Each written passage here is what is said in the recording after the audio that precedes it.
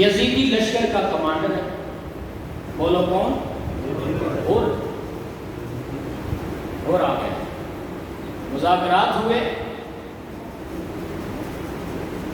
اس کو پتا چل گیا کہ امام نہیں چاہتے کہ جنگ ہو. پھر عمر بن سعد بھی آ گیا. ابن زیاد نے بھیجا لشکر دے کر ہزاروں کی تعداد میں. اس کے بھی مذاکرات ہوئے. اس کو بھی تسلی ہو گئی کہ جنگ سے بچ جائیں گے, حالات کو امن. اس نے قاصد بھیج دیا کہ فیصلہ ابن زیاد کے حکم کے مطابق ہو. قاصد بھیجا ابن زیاد کو. اس نے جا کے بتایا. عمر بن سعد نے ساری رات امام حسین کے ساتھ مذاکرات کیے. پرامن مذاکرات ہوئے. مبارک ہو, جنگ سے بچ گئے. ابن زیاد بھی وقتی طور پر خوش ہوا. اسے تسلی ہوئی, اطمینان ہوا. اور کام بگاڑا پاس تھا شمر ظالم جہنم کا خنزیر. اس نے کہا آپ کیا کر رہے ہیں؟ امام قبضے میں ہیں, اطاعت قبول کرے تو ٹھیک, ورنہ کام تمام کر دیا. شمر کے اس ظالمانہ مشورے میں ابن زیاد آیا اور اس نے شمر کے ہی ہاتھ پروانہ لکھ دیا کہ جا کر عمر بن سعد سے کہو کہ ایک ہی بات ہے, اب فیصلہ کن. اگر حسین اطاعت یزید کر لیں تو ٹھیک, ورنہ ان کے سر کاٹ کر میرے دربار میں لیں. اور عمر بن سعد اگر یہ بات نہ مانے تو خود لشکر کی کمان سنبھال لے. یہ شمر آئے. جب عمر بن سعد کو آ کر یہ بتایا, عمر بن سعد سمجھ گیا کہ یہ تیری ہی مستی ہے, یہ تیرا ہی کیا دھرا ہے, تو نے یہ ظلم کمایا ہے. لیکن اسے بھی لالچ تھی حکومت حاصل کرنے کی, لہٰذا اس نے بھی یہی فیصلہ کیا کہ ٹھیک ہے جنگ ہونی چاہیے. بہرحال یہ ان بریکٹ سمجھنے کی غرض سے میں نے بات کی ہے. میں تفصیلات میں نہیں جا رہا, نہ ہی ترتیب سے چل رہا ہوں. میں عرض یہ کرنا چاہتا ہوں یہاں پر ایک خاص خوبصورت نقطہ جو ایمان افروز ہے. کربلا کے صحرا وقت نماز ظہر ہے تو میرے امام نے حضرت علی اکبر اپنے بیٹے ہم شکل پیغمبر سے فرمایا, بیٹا ذرا کربلا کے صحراؤں میں خدا کی کبریائی کا نعرہ تو بلند کرو. حضرت علی اکبر نے اذان کی. مصلی امامت پہ امام علی مقام, تکبیر تحریمہ, حور کے کانوں میں صدا, کانوں سے ٹکرائی, دل کی گہرائیوں میں اتری. اتنا اثر پڑا, یزیدی کمانڈر کی قید کو اتار کے پھینکا, یزیدی وردی کو تار تار کر, اور اقتدائے امام علی مقام میں آ کر کھڑا ہو گیا. اور کھڑا ہو گیا. اس نے فیصلہ کر لیا کہ میرے ایک جانب یقیناً جنت ہے, ایک جانب دوزخ ہے. ہو سکے تو بس جنت میں ہی جانا چاہیے. کھڑا ہو گیا. جوں جو نماز پڑھتا جا رہا ہے, دل نرم ہوتا جا رہا ہے, آنکھوں سے آنسوؤں کی برسات روا. نماز مکمل کرنے کے بعد آگے بڑھ کر امام علی مقام کے قدموں پہ حر گر گیا. ہاتھ جوڑ کر عرض کرنے لگا, امام ہمام مجھے معاف کر دیجئے, میدان کربلا میں آپ کو لا کر کھڑا کر دینے والا میں ہی وہ ظالم انسان ہوں. مجھے ان کے ظلم کا اندازہ نہیں تھا. کیا مجھے معافی مل سکتی ہے؟ میں لشکر یزید سے نکل کر قائم ہو کر آپ کے قدموں اور غلامی میں آ گیا ہوں. کیا مجھے معافی مل سکتی ہے؟ میرے امام نے فرمایا, اور کیا یاد کرے گا, کس کی بارگاہ میں آیا ہے؟ ہم نے تجھے معاف کر دیا ہے, بلکہ فرمایا انت حر من النار, ہم نے تجھے جہنم जहन्नम से आजादी का परवाना भी अता फरमा दिया। ऊंचा कह दो ना सुभान अल्लाह।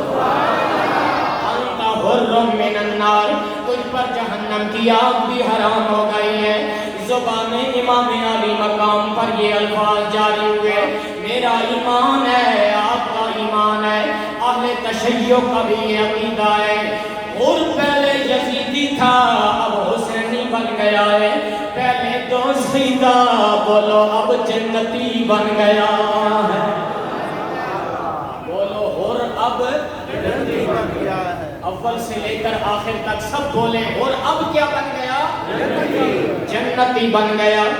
यहाँ पर थोड़ा सा रुक कर मैं आपकी खिदमत में एक दावत फिक्र पेश कर रहा हूँ और एक मरकज़ मोहब्बत पर आने की दावत पेश कर रहा हूँ। उसने अकीदा बयान कर रहा हूँ, हक़ व इंसाफ की दावत भी दे रहा हूँ जनाब। और पहले दोस्ती का अब जन्नती बन गया है। वजह क्या है?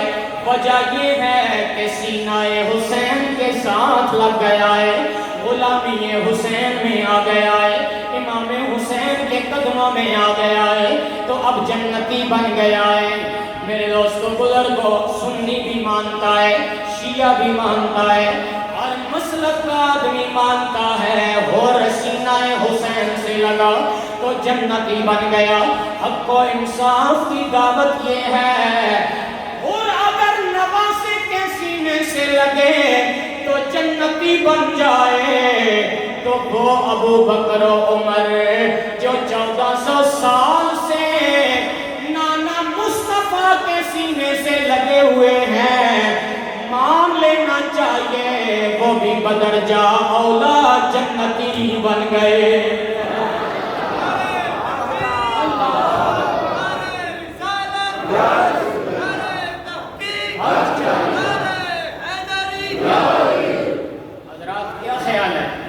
नवासे के सीने से और लगा तो जन्नती, नाना के सीने से अबू बकर और उमर लगे हुए हैं, बोलो ना वो भी जन्नती, कोई शक नहीं। क्या मुकद्दर है सेठी को फारूक का।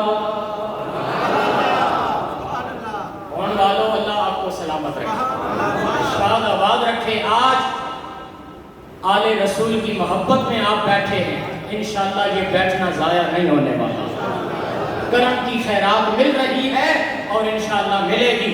क्या मुकद्दर है सेठी को फारूक का, क्या मुकद्दर है सेठी को फारूक का, जिनका घर रहमतों के खजीने में है, जिनका घर रहमतों के खजीने में है। मुझे अपने शेख कामिल के वो जुमले याद आ रहे हैं। हुजूर शेखुल आलम किबला पीर अलाउद्दीन सिद्दीकी रहमतुल्लाह तआला अलैह, ताजदार नहरिया शरीफ, मेरे प्यारे पीर भाई भी तशरीफ फरमा हुए हैं। मुझे अपने पीर कामिल की बात याद आ गई है। आप इरशाद फरमाया करते थे, कायनात वालों याद रखना, सच्चा हुसैनी वही होता है जो अबू बकर, उमर और उस्मान गनी का भी सच्चा गुलाम होता। इनका आपस में बड़ा ही प्यार है ना, बड़ी ही मोहब्बत है ना। आज लोग इनका आपस में इनाद पेश करके जाहिर कर रहे हैं। मैं उस जानिब ज्यादा नहीं जाना चाहूँगा। मैं उससे अगली बात यही करना चाह रहा हूँ, मैदान करबला में इमाम अली मकाम के भाई भी शहीद हो गए हैं और एक अब्बास भाई का नाम दुनिया ले रही है, हम भी लेते हैं, बाकियों के नाम कोई नहीं लेता, लेने चाहिए ताकि हकीकत आश्कार होकर खुलकर सामने आ जाए, पता चल जाए कि हजरत अली का अस्हाबे सलासा के साथ मोहब्बत और प्यार का अंदाज क्या है। میرے دوستو ایک عباس علمدار امام عالی مقام کے بھائی نہیں، بلکہ اللہ کی قسم امام عالی مقام کے 8 بھائی میدان کربلا میں شہید ہو گئے۔ بولو کتنے بھائی؟ 8 بھائی۔ اہل تشیع کی کتب میں بھی موجود ہے۔ ملا باقر مجلسی نے اپنی لسٹ میں بیان کیا ہے کہ 5 نام میدان کربلا میں آپ کو ایسے نظر آئیں گے جو نام اصحاب ثلاثہ کے ناموں پر موجود ہیں۔ ان میں عمر بن حسن بھی ہے، عثمان بن حسین بھی ہے، ابو بکر بن حسن بھی ہے۔ میرے دوستوں بزرگوں، در میدان کربلا 9 افراد از اولاد علی شہادت یافتہ میدان کربلا میں حضرت علی المرتضیٰ شیر خدا کے 9 بیٹوں نے جام شہادت نوش فرمایا۔ بولو نا کون والو کتنے بیٹوں نے؟ 9 بیٹوں نے جناب مولا علی المرتضیٰ کے 9 بیٹوں نے جام شہادت نوش فرمایا ہے۔ کون کون سے نام سنو گے سینہ ٹھر جائے گا، ایمان تازہ ہو جائے گا، سبحان اللہ کی صدائے دل نواز بھی نکلے گی۔ ایک کا نام ابو بکر بن علی، عمر بن علی، عثمان بن علی، عبداللہ بن علی، جعفر ابن علی، عون ابن علی، محمد ابن علی، عباس ابن علی، حسین ابن علی۔ 9 بیٹوں نے جام شہادت نوش کیا ہے۔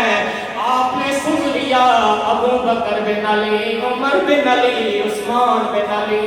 پتہ یہ چلا ابو بکر، عمر، عثمان اور حضرت علی کے مابین کوئی دشمنی نہیں، کوئی بغض نہیں، کوئی نفرت والا جذبہ نہیں ہے، بلکہ اللہ کی قسم حضرت علی اور اصحاب ثلاثہ کا آپس میں کوئی کسی قسم کا عناد نہیں، بلکہ سچا پیار نظر آ رہا ہے۔